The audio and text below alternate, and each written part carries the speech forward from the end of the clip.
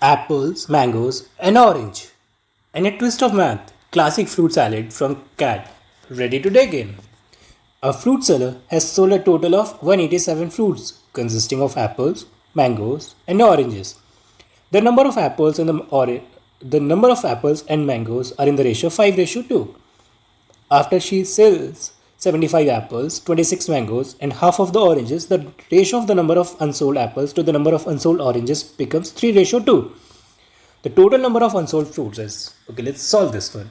So she has 187 total fruits, out of which some are apples, mangoes, and oranges. Now let's assume these are 5x and 2x and 187 minus 7x. She sells 75 apples, 26 mangoes, and half of oranges. Now she left the ratio of unsold apples to unsold oranges becomes 3:2.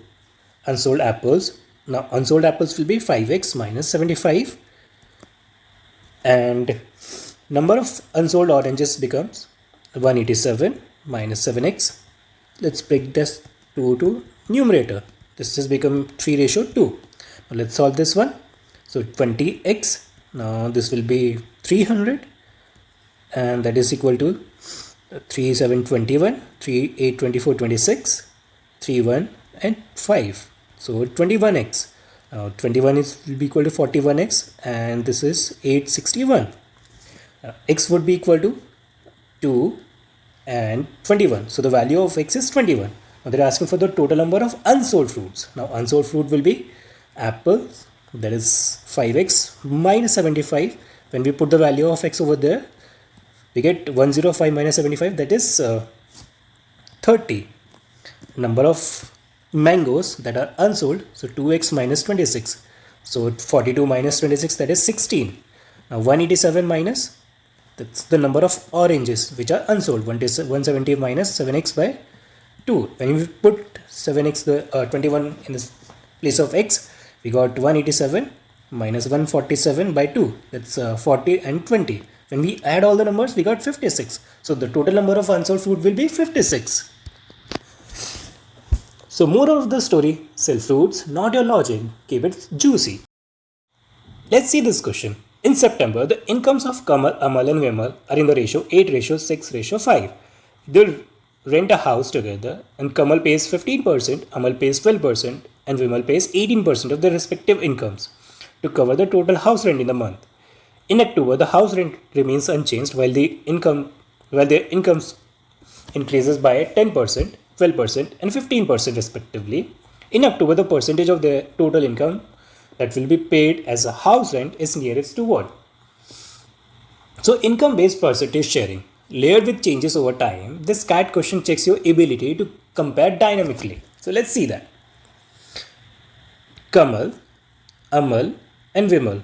So I'll just bring the numbers instead of ratios. Let's assume that the incomes are 800, 600 and 500, right? So this is income. Now how much they're paying for the rent? They're paying, Kamal pays 15%. 15% of 800 is 120. 12% of 600 is 72 and 18% of 500 is 90. So the total rent they're paying 282. Now their income is raised by certain percentages, which is 10%, 12% and 15%. So the incomes in October is 880, which is rose by 10% and 12% increment. So it will be 672 and 15% increment in 500, that is 575. So the total income in October will be 722. Correct. Let's add 8, 6, 14, 14, 5, 19. 19 plus 1, 21. So in terms of percentage, 282, 2127 into 100. Let's see this. This is equal to how much percentage? I'll just simply divide the number. 2127. So this is 1 time 2127. We got 3. We got 9. We got 6. Let's bring the 0 down. And this would be 3 times, I guess. Correct? So 81, 63. When we subtract this number, we got 9, 4 and 5. When we put there, we got 2 more and this is 42, 54. Now we know the answer. 13.2 is something is only one option. It will be C. So income rose, rent didn't, but confusion sky high. Don't worry, you got this one. Let's solve this question. There are 4 numbers such that average of first 2 numbers is 1 more than the first number. Average of first 3 numbers is 2 more than the average of first 2 numbers. And average of first 4 number is 3 more than the average of first 3 numbers. Then the difference between the largest and the smallest number is. Now this is no average problem, literally. Watch how cat builds layers over simple averages to test logical flows. Let's assume these 4 numbers are A, B, C and D. So the first 4, as per the question, first 2 numbers, the average of first 2 numbers is 1 more than the first number. So A plus B by 2 will be equal to A plus 1. When we solve this one, so A plus B equals 2 times of A plus 1. Let's call it equation number 1. Let's move to the next part. Average of first 3 number is 2 more than the average of first 2 number. So A plus B plus C by 3 equals A plus B by 2 plus 2. Now notice one thing, we can replace A plus B as this number over here. So 2 times of A plus 1 by 2 plus 2, this got cancelled out. So A plus B plus C by 3 equals A plus 3. Now A plus B plus C will be equal to 3A and 9, or we can say 3 comma 3 bracket A plus 3. Let's call it equation number 2. And finally, the average of first 4 number is 3 more than the average of first 3 number. So A plus B plus C plus D by 4, A plus B plus C by 3 plus 3. Now we can replace this over here. So we got 3 A plus 3 by 3. This got cancelled out and we got A plus 6. Right? Now this is the A plus B plus C plus D will be equal to 4A plus 24. Now we can replace or we can subtract equation number 3, which is 3A plus 9 plus D will be equal to 4A plus 24. When we subtract, we got D equal A plus 15. And they are asking for the difference between the small first number and last number. So D minus A will be equal to 15, and that's our answer. When you trust the structure, these layered questions fall apart. Let's wrap up. What's the remainder when 10 to the power 100 is divided by 7? Sounds painful, but there is a hack. Let's see. We can make pattern or we can apply Euler's theorem. So let's make a pattern based solution. So 10 to the power 100 by 7, when we divide 10 individually, we get 3 as a remainder. Alright. Now let's see, when we divide 10 to the power 100 by 7, we get 3 to the power 100 by 7 as a remainder.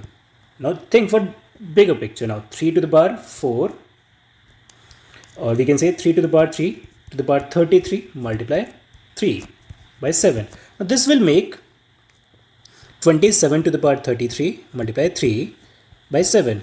When we solve this one, we get minus 1 to the power 33 into 3 by 7. Now this is minus 3 by 7. Now we know there is nothing like negative remainder. To find out original remainder, we just subtract from the divisor. We got 4 as a remainder. Now we can apply Euler's theorem also here. Now Euler's theorem says, just divide the number power by Euler number. So 10 to the power 100, the Euler number of 7 is 6. Now we get 4 still. Now 10 to the power 4 is still a bigger number. So when we solve, we get 3 to the power 4, which is still a bigger number. So this is nothing but 81 by 7. Now when we solve 81 by 7, we got 4 as a remainder. So nobody is dividing 10 to the power 100 by hand. Not even the CAT examiner. Pattern is the real MVP. looks like a scary algebra equation with an unknown parameter. Nah, it just scared being dramatic. Let's let x, y and z be a real number satisfying 4 bracket x square plus y square plus z square that equals a, and 4 bracket x minus y minus z equals a plus 3. Then a equals what? Okay, let's see. We know 4x square, 4z square and 4y square, that is equal to a, and 4x minus 4z, 4y minus 4z, that is equal to a plus 3. Let's plug this value over here. Now 4x, 4y, 4z and 4x square plus 4z square plus 4y square plus 3. Let's bring all the numbers one side. 4x square, I'll break down this 3 also. 4x plus 1, 4y square plus 4y plus 1 plus 4z square plus 4y 4z plus 1, that is equal to 0. Now look at this one. This is nothing but 2x minus 1 to the whole square. This is 2y plus 1 whole square and this is 2z plus 1 whole square. Now to make this equation equal to 0, we have to put x equal to 1 by 2, y equal to 1 minus 1 by 2 and z equal to minus 1 by 2. Let's plug this value back in the equation. 4, 1 by 2 plus 1 by 2 plus 1 by 2 equal to a plus 3. Now this is 6, as we add 4 multiplied 3 by 2 plus a. When we solve this one, we got a 6 minus 3 equal to a, that is equal to 3. So the answer of this question will be 3.